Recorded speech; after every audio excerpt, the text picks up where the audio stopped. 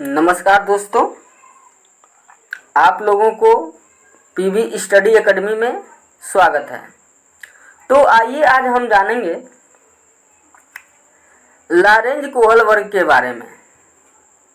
Lorentz कोहल वर्ग अमेरिकी मनोवैज्ञानिक हैं जिन्होंने नैतिक विकास का सिद्धांत दिया है। क्या दिया है? नैतिक विकास का सिद्धांत दिया है। और ये नैतिक विकास का जो सिद्धांत है यह काल्पनिक कहानी पर आधारित है। किस पे आधारित है? काल्पनिक कहानी पर आधारित है। और इनका जो कहानी है, हिंज का कहानी, यह बहुत ही लोकप्रिय कहानी है। लॉरेंज कोहल वर्ग ने हिंज की कहानी दिया है, उसी से यह नैतिक विकास का सिद्धांत लिया गया है, जो बहुत ही जो उनका हिंज का कहानी है वह बहुत ही लोकप्रिय होगा। उसी के माध्यम से इसका इन्होंने 3 स्तर बताया। कितने स्तर बताया? तीन स्तर बताया। कितने स्तर बताया? 3 स्तर बताया। जो पहला स्तर है वह पूर्व नैतिक विकास का सिद्धांत है। क्या है? पूर्व नैतिक विकास का सिद्धांत है। दूसरा स्तर है परंपरागत नैतिक विकास का सिद्धांत। और तीसरा स्तर है उत्तर परंपरागत नैतिक विकास का सिद्धांत। यानी कि जो इनका जो तीनों स्तर है, तीनों स्तर के 2-2 चरण हैं। कितने हैं? तीनों स्तर के 2-2 चरण होते हैं। यानी कि 3 स्तर और 2 चरण। कितने हैं? 3 स्तर और 2 चरण। और ये कहाँ के मनोवैज्ञानिक हैं? तो अमेरिकन मनोवैज्ञानिक हैं। तो आइए अब देखते हैं, इनका तीनों स्तर तो जान गए। तीनों स्तर क्या क्या है? पूर्व नैतिक विकास का सिद्धांत, परंपरागत नैतिक विकास का सिद्धांत, उत्तर परंपरागत नैतिक विकास का सिद्धांत। यानी कि इनका तीनों स्तर हमने जान लिया। अब आइए हम तीनों स्तर का जो 2-2 चरण होते हैं उसके बारे में हम जानें। इनका क्या है? तीनों स्तर का जो 2-2 चरण होते हैं उनके बारे में हम जानते हैं। इन्होंने 2-2 चरण में क्या क्या बताया है। तो पहले हम देखेंगे पूर्व नैतिक विकास का सिद्धांत। पहला चरण क्या है? पूर्व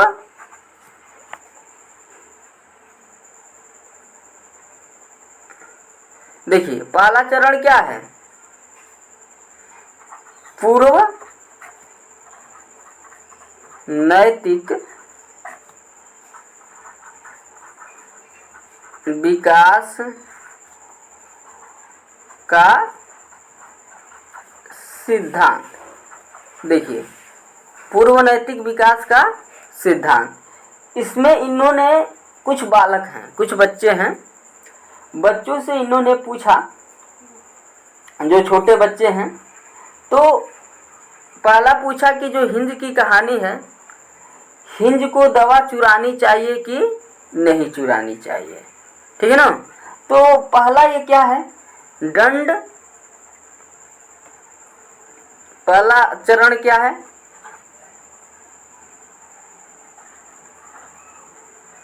दंड एवं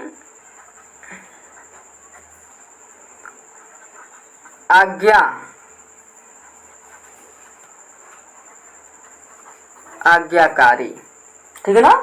दंड एवं आज्ञाकारी चरण या आज्ञा का पालन चरण, जो भी आप कह लें। दंड एवं आज्ञाकारी चरण। देखिए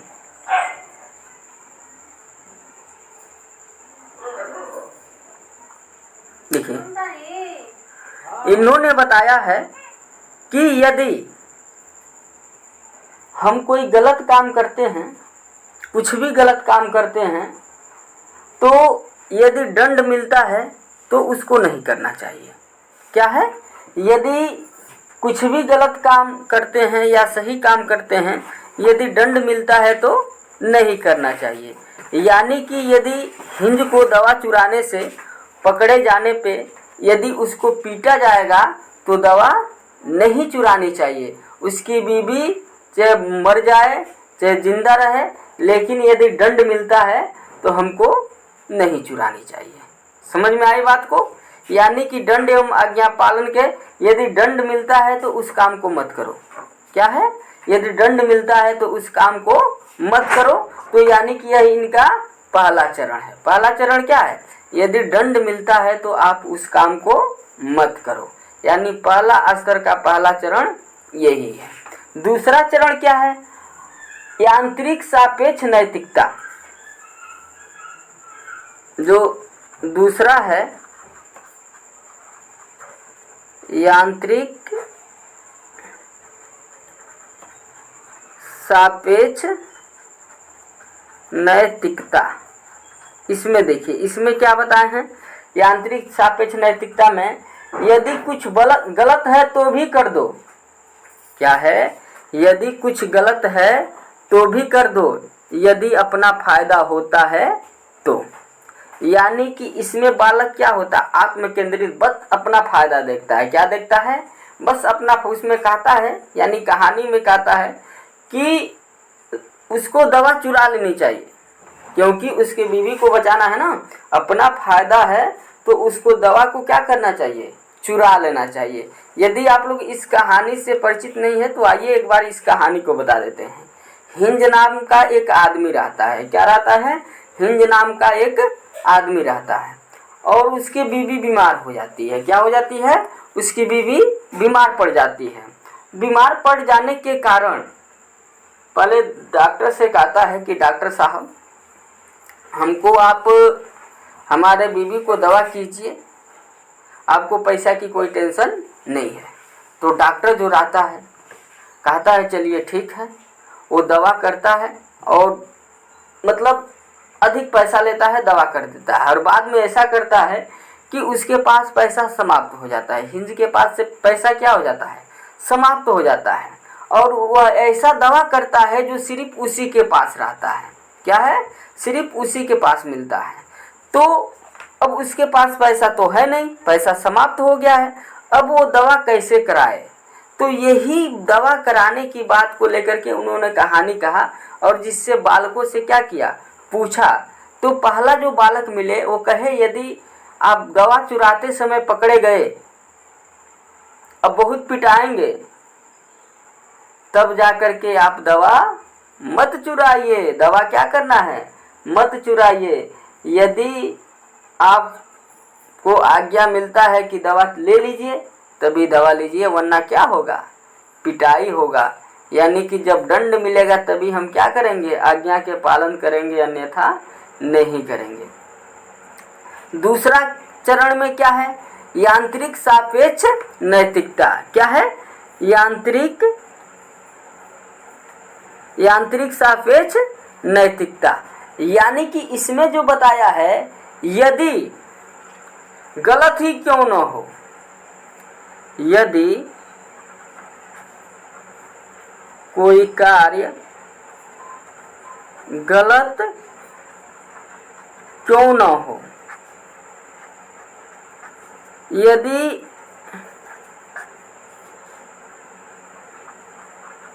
उस काम से अपना फायदा हो, अपना फायदा हो तो कर लेना चाहिए, कर लेना चाहिए। देखिए उसके बाद बच्चे, दूसरे बच्चे मिले, क्या बताए? यदि कोई काम करने से अपना फायदा हो तो कर लेना चाहिए, बस अपना फायदा हो। यानी कहने का मतलब क्या है? इस अवस्था में जो यांत्रिक सापेक्ष नैतिकता में जो बच्चे कह रहे हैं कि हिंद को दवा चुरा लेनी चाहिए, वह बेचे, भाड़ में जाए, कुछ भी करे, अपने बीवी को बचाना है, अपना फायदा है तो दवा चुरा लेनी चाहिए। यानी कि पूर्व नैतिकता। और इसका जो पूर्व नैतिकता है, इस स्तर में बालक में नैतिकता का अभाव होता है। क्या होता है? बालक में नैतिकता का अभाव होता है। इसीलिए ना पहला जब उसके अंदर नैतिक नहीं है तभी तो सबसे पहले कि वह डर रहा है। क्या है? डर रहा है। जब पिटाई लठियाया जाएगा तब जाकर के वो आज्ञा के पालन करेगा।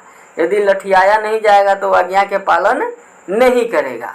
और उसके बाद दूसरा में भी कह रहा है यदि अपना फायदा है अपना बनता भाड़ में जाए जनता, यानी कि अपना फायदा है तो दवा चुरा लो। तो इसमें नैतिकता कहाँ है? यानी कि पूर्व, यानी नैतिक से पहले की ही अवस्था है। क्या है? नैतिक से पहले के ही अवस्था है, यानी कि अपना बनता भाड़ में जाए जनता। ठीक है ना।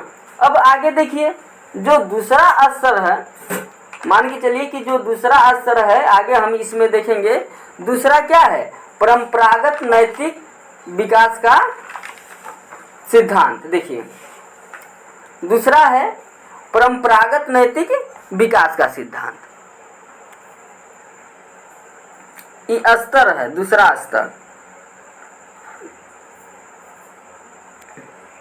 देखिए दूसरा स्तर क्या है, परंपरागत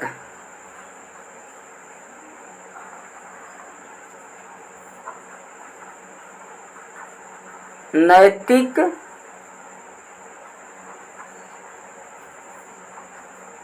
विकास का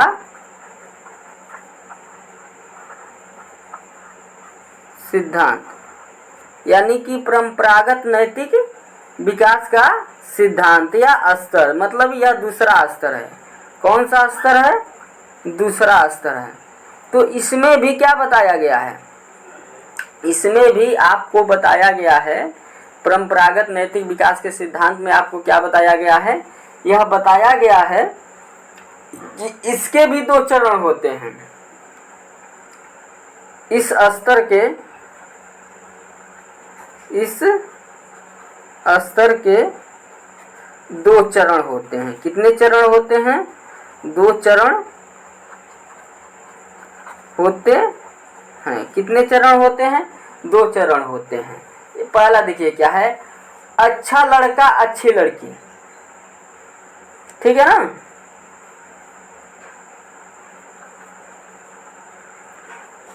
अच्छा लड़का और अच्छी लड़की, इसमें देखिए क्या है, अच्छा लड़का और अच्छी लड़की में देखिए क्या है, इसको एक बार बातों को समझिए। देखिए इसमें बताया गया है यदि किसी कार्य करने पे आपका वाहवाही हो, क्या हो? वाहवाही हो। यदि आपको किसी कार्य करने पे वाहवाही हो तो वह कार्य कर देना चाहिए, यानी कि लोग आपके क्या करें, तारीफ करें, यह बहुत अच्छा लड़का है, यह बहुत अच्छी लड़की है। यानी कि आपके किसी कार्य करने पे वाहवाही हो तो क्या करना चाहिए, काम कर देना चाहिए। यानी कि मान के चलिए हिंद को दवा चुरा लेनी चाहिए, क्योंकि भले ही दवा चोरी करने से है, भले ही दवा चोरी करने से है, लेकिन हिंद यदि दवा चुरा लेता है, अपने बीबी को बचा लेता है, तो उसको क्या होगा, वाहवाही मिलेगा कि बहुत बढ़िया आदमी है, अपने बीबी को बचा लिया।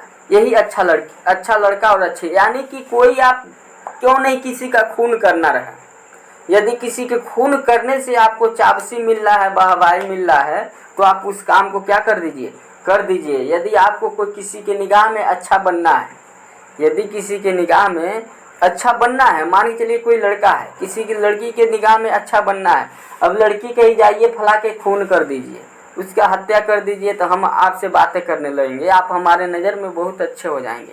तो क्या है, वो लड़का गया हवाक खून कर दिया। क्या कर दिया? जाकर के चाकू मारा और क्या कर दिया, खून कर दिया।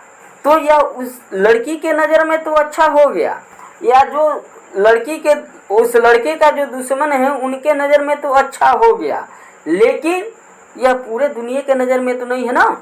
यानी कि आप किसी के निगाह में आप अच्छी होना चाहते हैं, तब उस काम को कर दीजिए, इसमें कोई बुराई नहीं है।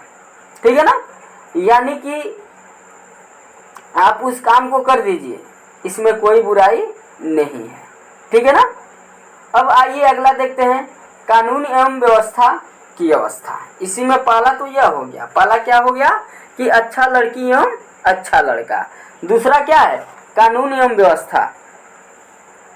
चलिए कलर को बदल देते हैं, सिर्फ सफ़ेद सफ़ेद ही रह रहा है, देखते हैं कौन कलर लिया जाए। चलिए इसको ले लिया जाए। दूसरा देखिए,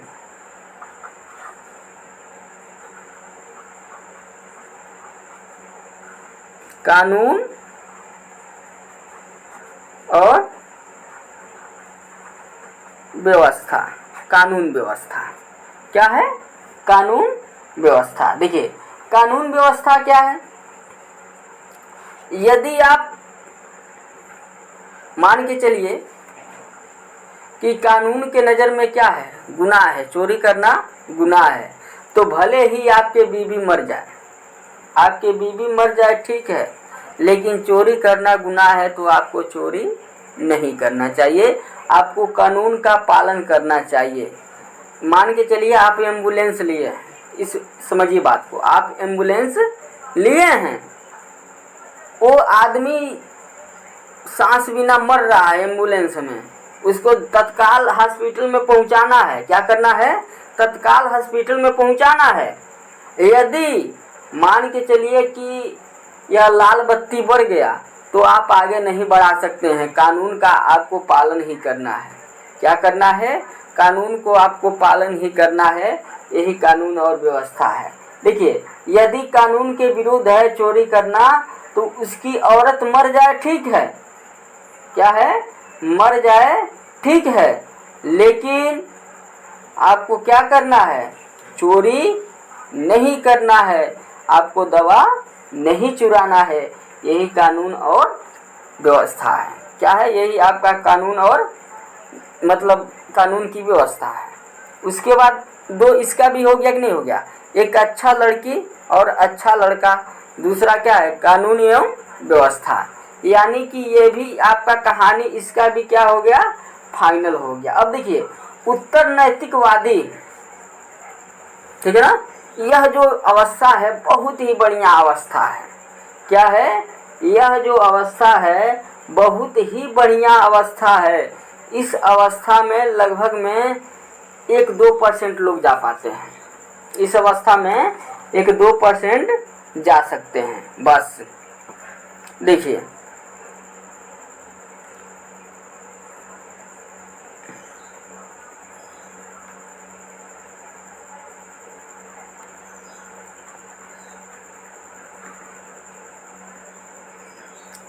उत्तर नैतिकता, एक मिनट रुक जाइए, गलती लिख दिए हैं।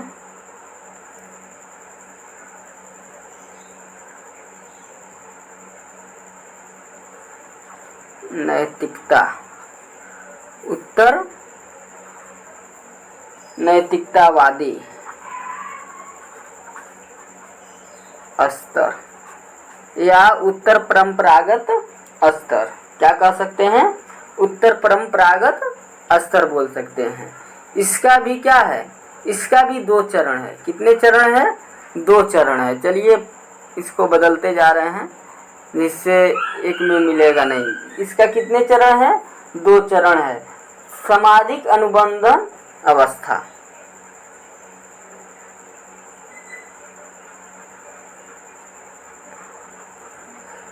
सामाजिक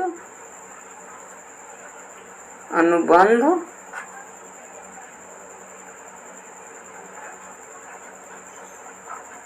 अवस्था, सामाजिक अनुबंध अवस्था आ के मात्रा है, सामाजिक अनुबंध अवस्था। इसमें देखिए क्या है, इसमें यदि कोई आप समाज के काम कर रहे हैं, मान के चलिए कि यदि कोई आप समाज के भलाई के लिए काम कर रहे हैं, भले ही वह कानून के विरुद्ध हो, लेकिन आपको वह काम कर देना चाहिए। जैसे अभी को बताया है कि यदि एम्बुलेंस है और लाल बत्ती बड़ी है तभी भी आप उसको ले जाइए। यदि आप उस आदमी को बचाना चाहते हैं, कानून तोड़ दीजिए, कानून को कोई परवाह नहीं करना है। यदि नियम के विरुद्ध क्या है, यदि समाज के भला होता है तो आप नियम कानून को पालन करें या ना करें, यदि समाज के भलाई है तो आप कर दीजिए। चोरी करके भी किसी भूखों को क्या कर दीजिए, भोजन करा दीजिए, कोई पाप नहीं है। यानी कहने का मतलब इस अवस्था में क्या है, यदि मान के चलिए समाज में कोई आदमी है, या समझिए कोई आदमी है, वो राक्षस टाइप है, वो समाज को सता रहा है, दबा रहा है, तो मान के चलिए उसका खून करना क्या है, पाप है। पाप क्या है, कानून के विरुद्ध है। उसका खून करना क्या है, कानून के विरुद्ध है। लेकिन यदि वो समाज में सबको सता रहा है तभी भी उसको घबाक घबाक खून कर दीजिए, कोई दिक्कत नहीं है। उसका खून आप कर दीजिए, कोई दिक्कत नहीं है। यदि वह समाज के विरुद्ध है तो क्या है, यदि समाज के विरुद्ध है तो भी उसका खून कर दीजिए, ऐसी कोई दिक्कत नहीं है कि हाँ खून करेंगे तो सजा, अरे यार सजा मिलेगी तो मिलेगी। लेकिन जब समाज में वह क्या है, अराजकता फैला रहा है, समाज में वो आतंक फैला रहा है, आतंक कर रहा है, आतंक फैला रहा है, तो उसको खून करना कोई गुनाह नहीं है, आप कर दीजिए। यानी जिससे समाज का भला होता है उस काम को आप कीजिए, चाहे वह गलत हो या सही हो, चाहे चोरी करें, चाहे खून करें, चाहे हत्या करें। यानी कि यदि समाज में आपका क्या है, यदि आपका समाज में आपका उससे समाज का भलाई हो रहा है तो आप कर दीजिए, यदि समाज का भलाई हो रहा है तो कर दीजिए। और सही भी बात है, यह ग्रंथ भी बताया है कि यदि राक्षस हैं, समाज के भलाई नहीं कर रहे हैं, समाज में आतंक फैला रहे हैं, तो उसका हत्या करना कोई पाप नहीं है। तो यही बताया गया है। अब देखिए सार्वभौमिक नैतिकता, यह नैतिकता जो है बहुत ही खतरनाक है, ये जान लीजिए। यह जो सार्वभौमिक है ना, बहुत ही खतरनाक है। दूसरा देखिए, इसमें सार्वभौमिक,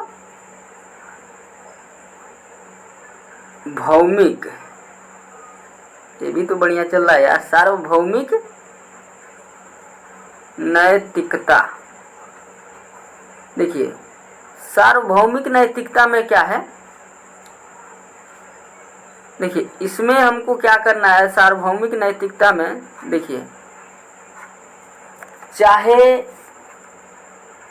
समाज आपको निकाल दे, चाहे कानून निकाल दे, चाहे अपनी बीबी ही घर से क्यों न निकाल दे, ठीक है ना, आप उस काम को कीजिए जिससे किसी व्यक्ति को भलाई हो रहा है।